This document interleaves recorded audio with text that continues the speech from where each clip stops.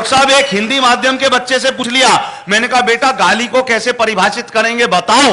बच्चे का जवाब था, सर अत्यधिक क्रोध आने की स्थिति में शारीरिक रूप से हिंसा ना करते हुए मानसिक रूप से की जाने वाली हिंसात्मक कार्रवाई के अंतर्गत कुछ चुने हुए शब्दों का समूह जिनके उच्चारण के पश्चात मन को असीम शांति का अनुभव होता है।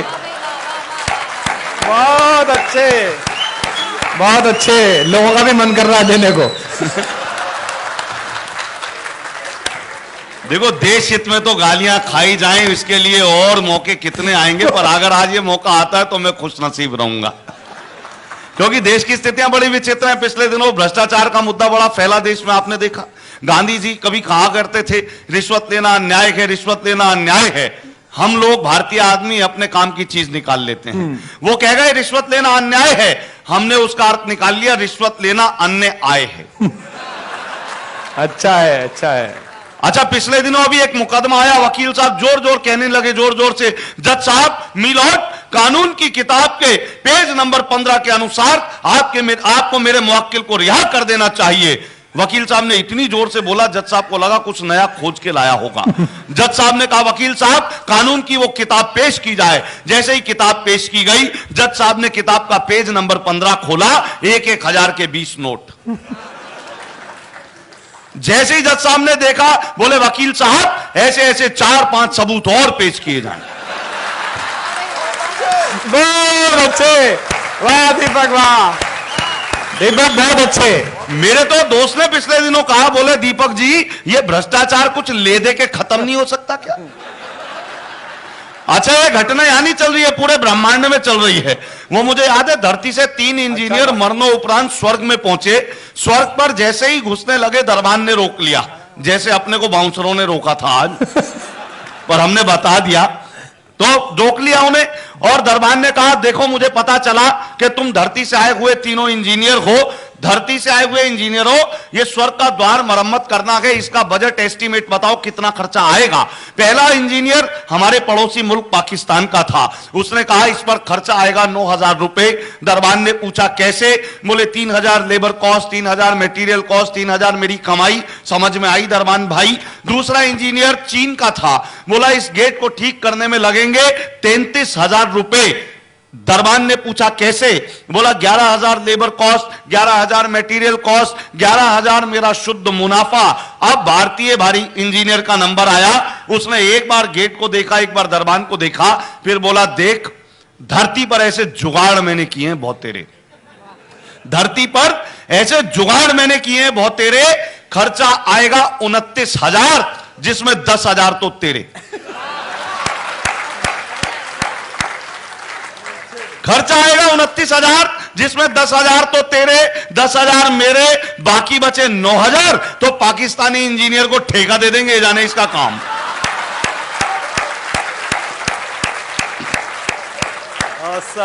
ये सारी स्थितियां, पर आइए समय सीमा का निर्वाह करता हूं कि एक कवि सम्मेलन में मैं कविता सुना रहा था। मैंने देखा अगली पंक्ति में बैठा श्रोता ताली नहीं बजा रहा था। मैंने उससे पूछा क्यों भाई साहब, आपको कविता में मजे नहीं आ रहे, आप ताली नहीं बजा रहे? वो बोला ऐसी बात नहीं कि मैंने कवि सम्मेलन के स्वाद नहीं चखे हैं, पर मैं ताली खुद क्यों बजाऊं, अमीर हूं, ताली बजाने के लिए आदमी रखे हैं। मैंने उससे फिर ये शब्द कहे, आप हंस भी नहीं रहे। वो बोला ऐसी बात नहीं कि मैंने अपने होठ सिल रखे हैं, पर मैं खुद क्यों हंसूं, अमीर हूं, हंसने के लिए भी आदमी रखे हैं। अब वही श्रोता मुझे मिल गया एक दिन बाजार में, लंबी चमचमाती कार में। मैंने कहा भाई साहब बधाई हो, आपने नई कार ली है। बोला मैंने नहीं ली, कल शादी हुई है, ससुराल वालों ने दी है। मैंने कहा फिर तो डबल बधाई, पर ये बताओ भाई आप हनीमून पर नहीं गए? बोला अमीर हूं।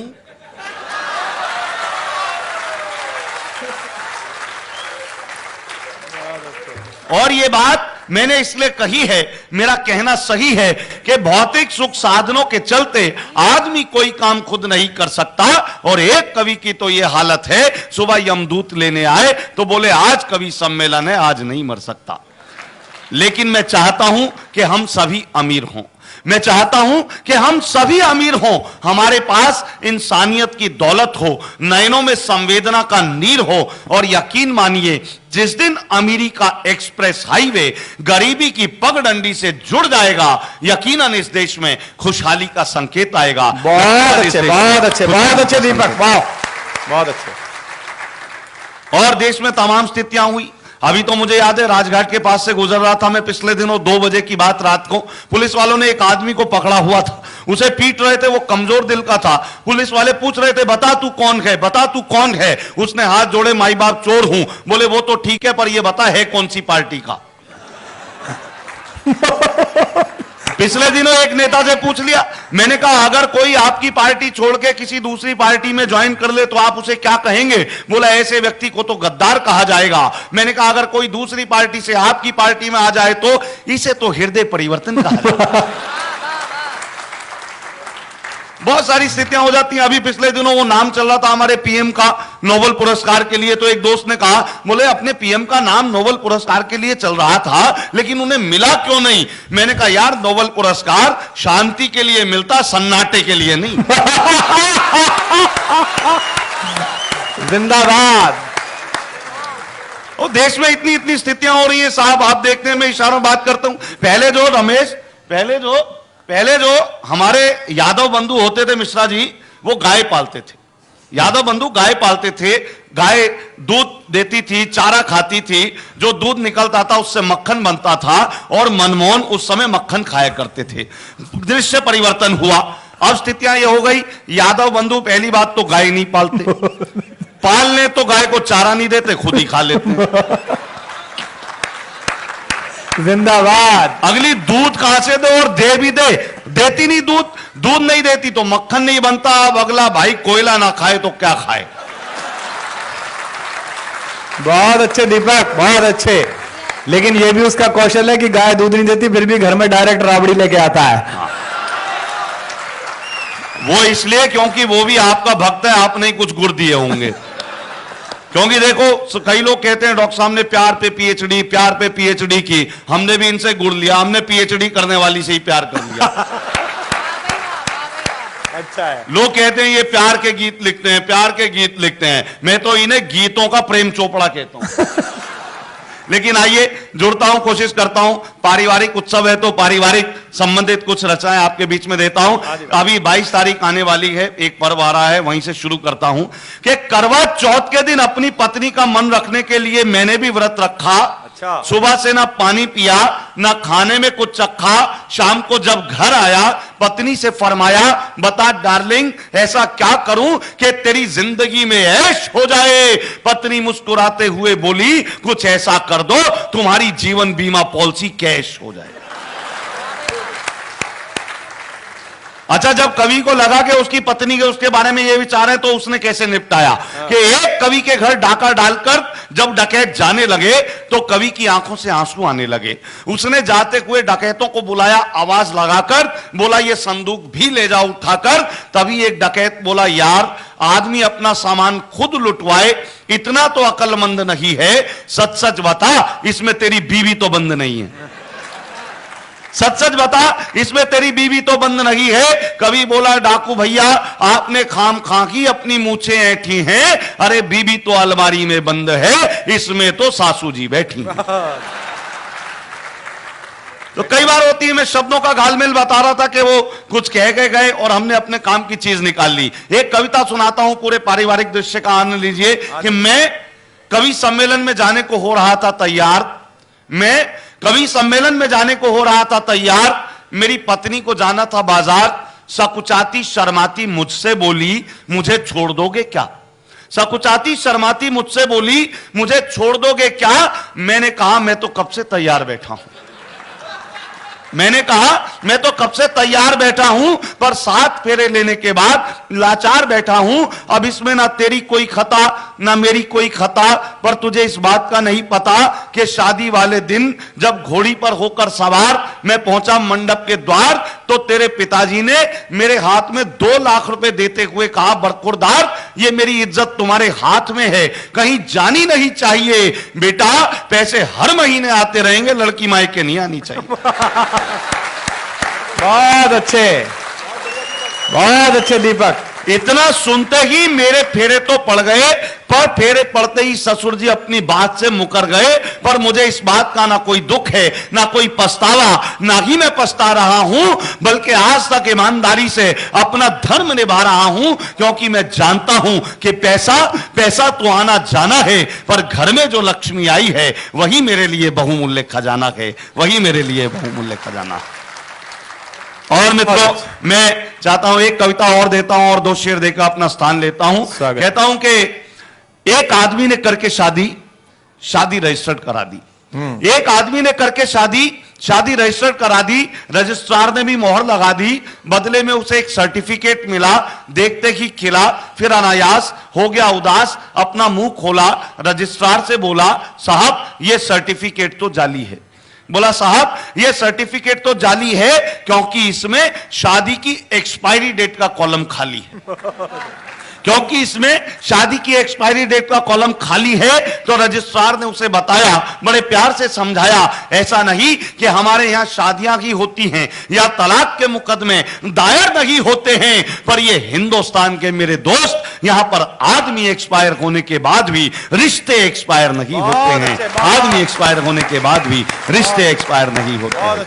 और मित्रों, चलते चलते कहता हूं, मैं तमाम कोशिशें करता हूं, नए नए प्रयोग, डॉक्टर साहब आप भी पहली बार सुनेंगे कि सुबह का अपना मजा है, शाम का अपना मजा, सुबह का अपना मजा है, शाम का अपना मजा, जूस का अपना मजा है, जाम का अपना मजा, जूस का अपना मजा है, जाम का अपना मजा, एक के संग एक फ्री है इन दिनों हर आइटम, एक के संग एक फ्री है इन दिनों हर आइटम, मुफ्त का अपना मजा है, दाम का अपना मजा, मुफ्त का अपना मजा है, दाम का अपना मजा। और आशिकी में कल मैं उसके भाइयों से फिर पिटा, हाय हाय, बधाइयो बधाइयो बधाइयो, आशिकी में बधाइयो, कल मैं उसके भाइयों से फिर पिटा, दर्द का अपना मजा है, बाम का अपना मजा। बहुत अच्छे, बहुत अच्छे। तो आइए मैं और समापन की ओर लेकर चलता हूं अपनी पारी को। तमाम रंग होते हैं, हास्य का है। मैं कोशिश करता हूं कि भले ही मद में रहते हैं, भले ही मद में रहते हैं, मगर हम हद में रहते हैं। अच्छा है। भले ही मद में रहते हैं, मगर हम हद में रहते हैं। परिंदे आसमां पर भी जमी की जद में रहते हैं। बहुत अच्छा है। परिंदे आसमां पर भी जमी की जद में रहते हैं, हमारी उनसे बनती है जो अपने कद में रहते हैं। बहुत अच्छे, बहुत अच्छे। हमारी उनसे बनती है जो अपने कद में रहते हैं, उन्हें जनता से क्या मतलब, वो जो संसद में जिंदाबाद, वाह वाह वाह। तो दोस्तों, ये गलतफहमी है केवल आपकी, ये गलतफहमी है केवल आपकी, है हुकूमत आपके ही बाप की। बहुत अच्छे। मुझे एक घटना याद आती है, पिछले दिनों मुझे और डॉक्टर कुमार विश्वास जी को जयपुर जाना था कवि सम्मेलन में। इत्तेफाक से गुड़गांवा में थे। मैंने कहा, डॉक्टर साहब आपकी भी गाड़ी नहीं आ रही अभी, और कुछ नहीं है तो टैक्सी कर लेते हैं। डॉक्टर साहब बोले कोई बात नहीं। हमने टैक्सी कर ली। टैक्सी वाले से कहा, भाई जयपुर कितनी दूर है? बोला यही कोई 20-25 खेत छोड़ने के बाद। अब हम बैठे 1 घंटा 2 घंटा 3 घंटे हो गए। तो मैंने ड्राइवर साहब से पूछा, मैंने कहा तुम तो कह रहे थे भाई जयपुर 20-25 खेत छोड़ने के बाद है। बोले साहब आपने ये तो पूछा ही नहीं खेत किसके हैं। मैंने कहा आप बता दे किसके हैं। बोले दामाद साहब के। बहुत अच्छे। तो ये गलतफहमी है केवल आपकी, ये गलतफहमी है केवल आपकी, है हुकूमत आपके ही बाप की, और जूतियां गिनकर नहीं पड़ती मियां। क्या अनुभव बोला है, वाह वाह वाह वाह। जूतियां गिनकर नहीं पड़ती मियां, छांट लेना तुम भी अपने नाप की। भाई क्या जिया हुआ शेर बोला है भाई, वाह वाह वाह। और दोस्तों कहता हूं, आइए चलते चलते फिर 3-4 शेर और आपको देता हूं। कहता हूं कि भले ही सियासत को कम जानते हैं, एक कवि को क्यों आना पड़ा, क्यों स्थितियां झेलनी, क्यों ये उपक्रम करने पर बाध्य होना पड़ा कि भले ही सियासत को कम जानते हैं मगर उनकी नीयत को हम जानते हैं। भले ही सियासत को कम जानते हैं मगर उनकी नीयत को हम जानते हैं। शराफत का हमको सिला ये मिला है, हमें लोग बस्ती में कम जानते हैं। अच्छा है, अच्छा है। शराफत का हमको सिला ये मिला है, हमें लोग बस्ती में कम जानते हैं। सफर में कहां है नहीं जानते हम, सफर में कहां है नहीं जानते हम, कहां पर है मंजिल कदम जानते, बहुत अच्छे, बहुत अच्छे। कहां पर है मंजिल कदम जानते हैं। और रहे 7 वर्षों पर एक दूसरे को न वो जानते हैं न हम जानते हैं, न वो जानते हैं। और चलते चलते कहता हूं मित्रों के नहीं मालूम ये मुझको कि मेरी इज्जत कहां तक है, नहीं मालूम। इज्जत कहते हैं दोस्तों पहुंच को, लिमिटेशंस को, दायरे को। नहीं मालूम ये मुझको कि मेरी इज्जत कहां तक है, ये मेरे शेर बोलेंगे कि ये आमद कहां तक है। नहीं मालूम यह मुझको कि मेरी इज्जत कहां तक है, ये मेरे शेर बोलेंगे कि यह आमद कहां तक है। न दौलत से ही तय होगा न शोहरत से ही तय होगा, तेरा किरदार बोलेगा कि तेरा कद कहां तक। बहुत अच्छे, बहुत अच्छे। न दौलत से ही तय होगा न शोहरत से ही तय होगा, तेरा किरदार बोलेगा कि तेरा कद कहां तक है। और आज का अपना बेहतरीन शेर नई पीढ़ी की तरफ से पुरानी पीढ़ी को देना चाहता हूं। कहता हूं कि तेरा किरदार बोलेगा कि तेरा कद कहां तक है। और बुजुर्गों के तजुर्बों तक पहुंचना चाहते हैं घर, बुजुर्गों के तजुर्बों तक पहुंचना चाहते हैं घर। जमी की तह में जाकर देखिए बरगद कहां तक है, की तह में जाकर देखिए बरगद कहां तक। बहुत अच्छे, एक बार जोरदार तालियां। बहुत अच्छे दीपक। ये दीपक के जीवन का सबसे क्षण है जब हरियाणा के एक आदमी के लिए भी कुछ लड़कों ने सीटियां बजाई। मैं